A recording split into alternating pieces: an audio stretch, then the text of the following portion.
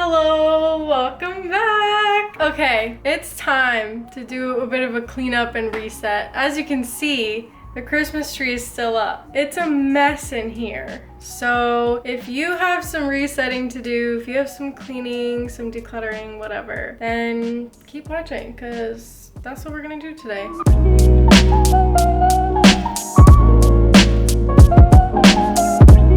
Okay, first off, I feel like I need to show you around because I'm not about to just come on here and be like, tee, I have some little touching up to do. Like, I have to put away 2 pairs of shoes and wipe off the counters, ha ha ha. Because I feel like a lot of the YouTubers that are like really clean and very minimalistic or whatever, like I'm a minimalist. I consider myself a minimalist, and this is what my living room looks like right now. Sorry about the wind howling against the whatever.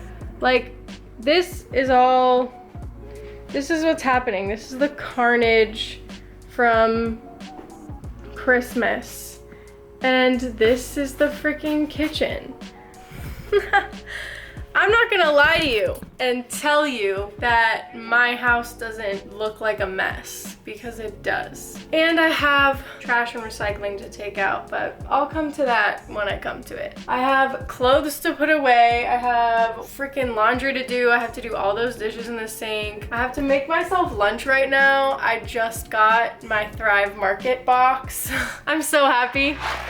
So I can eat my gluten-free, dairy-free mac and cheese because of all my dietary restrictions via my health issues. Anyways, I'm excited for the mac and cheese, but also I have cleaning to do. So maybe I can get some of this cleaning done and maybe achieve one small task before my mac and cheese is ready. Let's get started. What should I do first?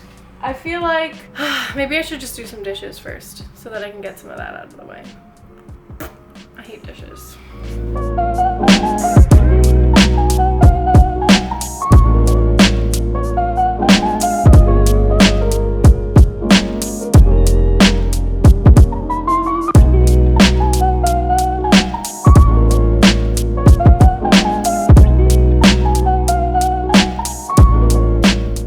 While the mac and cheese is still finishing up cooking, I just wanted to show you the room. The bed is like mostly fine. The only thing is that I would really love to wash the sheets, but I have another load of laundry to do first. Okay, at least the bed is made now, but we have this to deal with and this to deal with. So all of this, it's just like messy and disorganized, and it's just laundry over here mainly. There's a couple of things that I need to put away, and there's a few things that need to be like hung up on the walls or like found a specific place for. It's mainly just clothes. And like the funny thing is, Ray and I really don't own that many clothes. So when we have to do laundry, it's like we literally have nothing to wear. There's a load in there now that I have to do. And it's just like so funny because I literally spent 40 hours this week doing laundry. Well, maybe a little bit less than that. One of the days I dressed for the show, and then another day I did the shoe call. So let's just say I've done a lot of fucking laundry this week, and I have to do more now that I'm home. So occupational hazard, I guess. Not really, but you know what I mean. I'm just tired, you know, and I'm still getting over this sickness, but everything's fine. I'm gonna eat this mac and cheese and work on my bullet journal a little bit, and then I'll come back and we will do some laundry and talk about the no-buy year, just to catch up on that. And yeah, see you in a sec.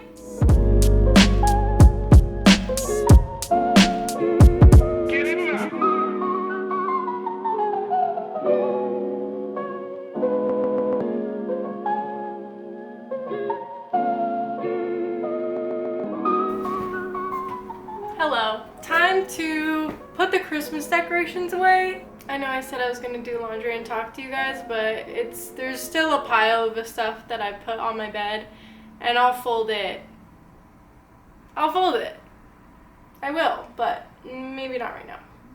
The day has gone by. I've kind of let myself rest and do things at the same time because I'm still not feeling 100% and I really don't want to like push myself too hard because I was like burnt the fuck out, but I'm recovering slowly. Anyways, time to get the Christmas boxes so I can put the decorations away, and then when Ray gets back, we'll get the tree out of here. But you guys probably won't see that in this video. You'll just see me taking the decorations off of it. And then in the video after the next video, because the next video you'll see after this is the journaling video, then I won't have a tree.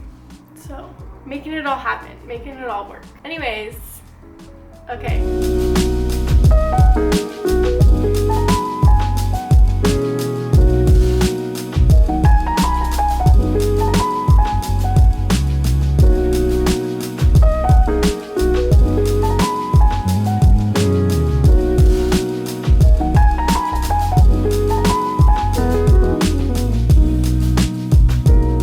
So difficult because the tree is like so dead and so dry. I don't think I've watered it since Christmas, and that was like 2 weeks ago.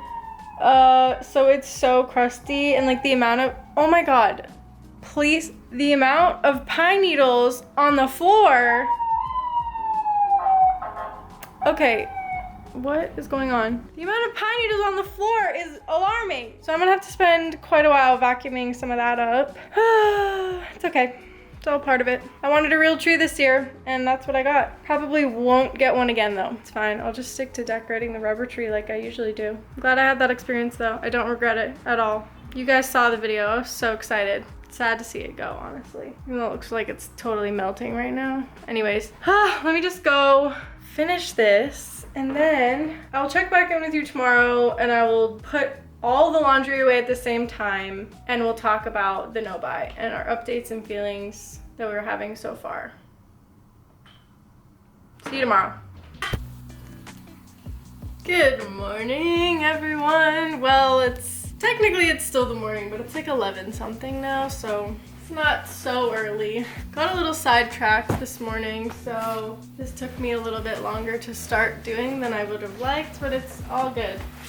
Things happen, life goes on, the chores will get done, everything's okay. And there's a lot of wind outside. Whatever, hopefully with the background music, you can't hear it that much, but there's nothing I can do about the situation at hand. So whatever, great. What were we gonna talk about? I feel like the no-buy has been going well so far. I'm kind of confused, I'm not even gonna lie to you right now, because I'm filming like 3 videos at the same time. I'm filming this one, I'm filming a reading vlog, and I'm filming the like end of month wrap-up video because I'm doing like little clips for each day, like as I go. Like if any thoughts pop up of, ooh, I almost bought this and I almost whatever, or I spent money on this and I whatever. So yeah, talking about the no-buy, pretty sure I mentioned this in the video that you guys will end up seeing at the end of the month / beginning of the next month. I guess it'll be the first video in February. I'm kind of realizing that I did a low buy last year. So this no buy this year doesn't feel maybe as intense as it could have, because yeah, last year because of my minimalism, I basically did a low buy year because I really wasn't like allowing myself to buy very much. So the transition hasn't been that bad, but I think the like reality is setting in that it's like, even if I'm trying to keep my wardrobe in a certain place or whatever, I really can't buy any more clothes, or I can't do those other things. But again, can't is kind of like a word that freaks people out. You can still do things, but you're choosing not to do them because you want to have a better quality of life, you want to be more in control of your spending habits, etc. So it's all for good reason. It's all for your why, you know? But in general, I think it's going pretty well. I guess now that I'm doing the like no buy, I think the thing that is like the most common theme for a lot of the people right now, or at least that's what I've noticed from like comments and community posts and stuff, is that sometimes people feel guilty for spending any money at all, and they only feel like the day was like successful if they didn't spend money. So we need to fully get rid of that idea, because I feel like I've been falling into it a little bit as well. I'm just like, dang, it's only a perfect day if I don't spend any money, which is like not true at all. It's a perfect day if you don't fall into temptation and you only buy things that are on your green or yellow light list after thinking about them. Okay? We're not doing mindless purchases this year. That's the thing that we're not doing. But again, sometimes we will slip up, and that's also fine. I've noticed a couple people in my comments being really upset that like some unavoidable circumstance came up and they had to spend money on it. And guess what? That's life. People in my original video comments were like, things are gonna happen that you won't be able to control, so this is very unrealistic, blah, blah, blah. That's not the point. The point isn't to be perfect. The point is to add a layer of intentionality or thought into what you're buying and doing, so that you're not just like willy-nilly spending your money. That's really the point here. We don't want to be sad robots that we beat ourselves up if we spend any money at all, because that's not realistic, because we live in a society. So like, you know, we're gonna have to spend money, we're gonna have to experience things that kind of come out of left field, which is fine. It is what it is. We're just taking it a day at a time. But now I'm like, where was I going with this? Ooh, I have my really high pile of jeans right here.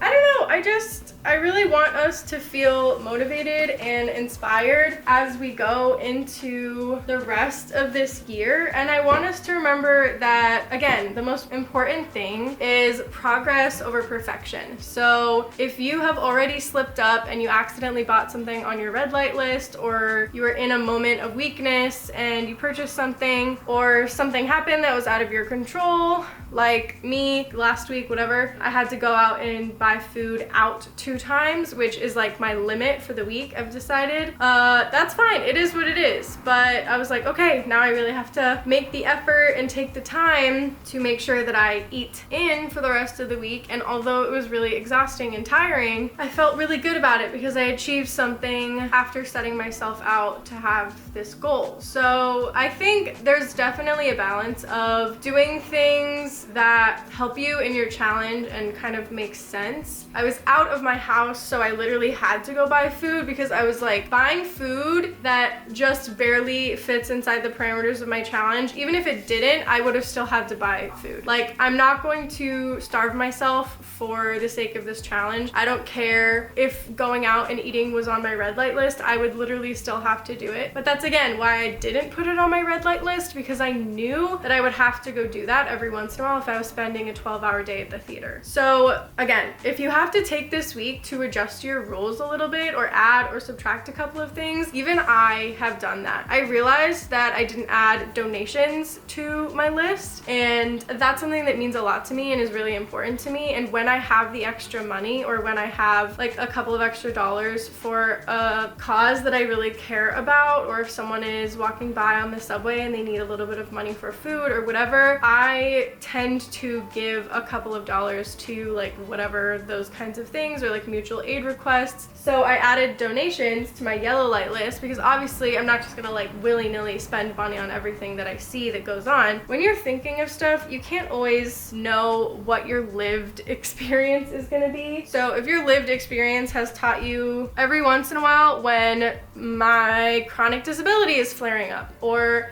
when I'm feeling extremely tired, overwhelmed, whatever, or I just need food now, or I'm going to be in a precarious situation, or I need to eat something and I don't have the energy to do it, I'm feeling so overwhelmed, if I even think about cooking, I'm gonna start to cry, blah, blah, blah. All these things, you need to know yourself, and you need to create limits and rules that are going to support support you and your lifestyle, because it's really important that we feed ourselves properly and take care of ourselves. I don't want us to beat ourselves up about feeding ourselves and breaking the rules at the same time, because that's just like a double wham shame punch that like none of us need in our lives. So just remember that, you know, taking care of yourself is the priority, and as long as you're doing it mindfully. If you like literally physically cannot get up and cook something, sure, obviously DoorDash or do whatever you need to do, or like ask someone in your house, maybe your house living situation, whatever, to help you make something. Try to exhaust a couple of options before you go to the, you know, buying food out thing. But if that's the only option, then that's fine. Just make sure you build it into your rules so you don't feel guilty about it every time that you do it. Hopefully that kind of makes sense. But I really want us to be realistic here, and I don't want our rules to be something that feel like an oppressive force on us this whole time. Obviously they're there to guide us, but like I said, these rules are allowing us to have the life that we want. They're not forcing us to suffer, you know what I mean? So I think that that frame of mind is going to be really helpful for a lot of us, and the shame, we need to get rid of that because it's not helping anyone.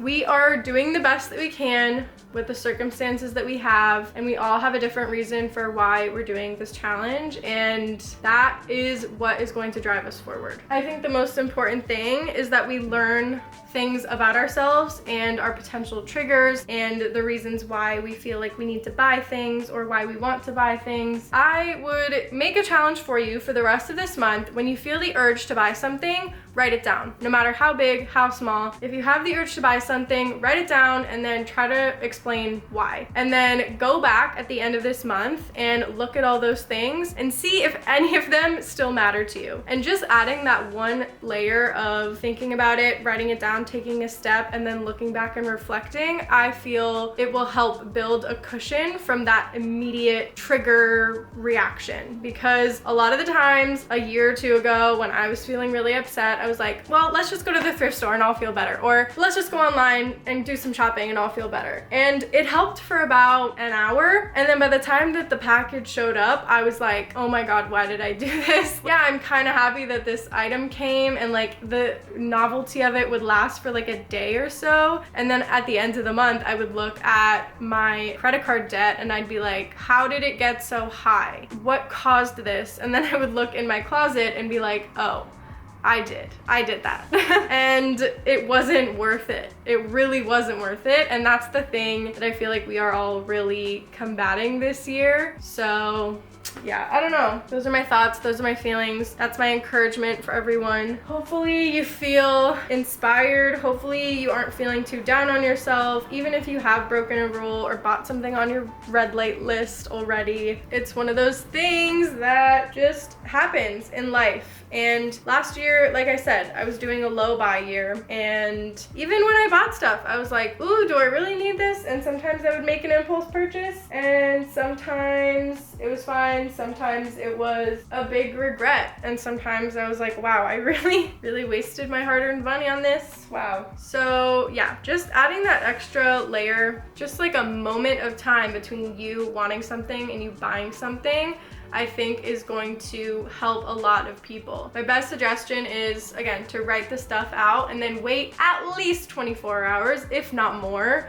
before you even consider actually putting your card down and purchasing it. Someone in the server had a really good suggestion of like, if you want to buy something that's on your yellow light or red light list or whatever, if you can write a full one-page paper on why you think you need it or why you really do need it, then perhaps you can buy it. If you can't write a full one-page paper, Times New Roman, size 12 font, then it's probably not worth it. Or if all of the reasons are just like, I feel like I need this because it's really cute and I want to fit in and blah, blah, blah. It's gonna start to turn into a journal entry of like, and this blah, blah, blah, blah. And then you'll see that the reason why you want to buy this thing is because you want to fit in, or because you feel unloved or not accepted or whatever. I feel like, okay, now we're getting deep.